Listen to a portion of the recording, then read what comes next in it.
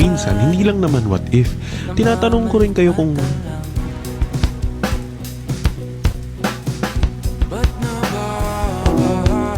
alam mo yung feeling na nawawalan na siya ng gana sa'yo.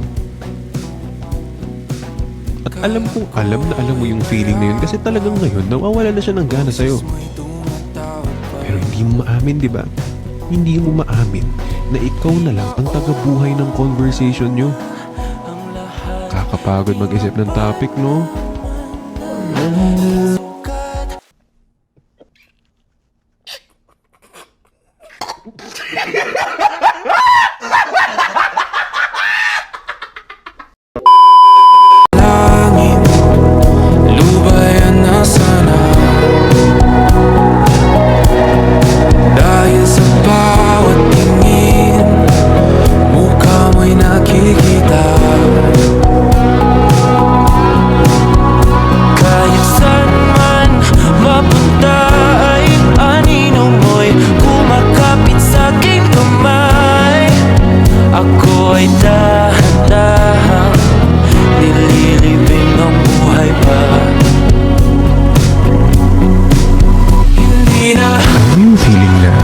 Siya yung greatest love mo, pero at the same time, siya yung greatest lesson mo.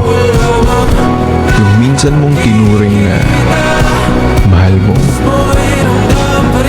ngayon, mahal mo pa rin naman, pero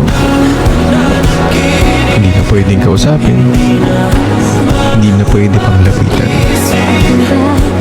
Ang hirap ng kumustahin, kumbaga. Pero marami siyang naturo sa'yo. Marami siyang naipaalala sa'yo noon na hanggang ngayon, daladala mo. Hanggang ngayon,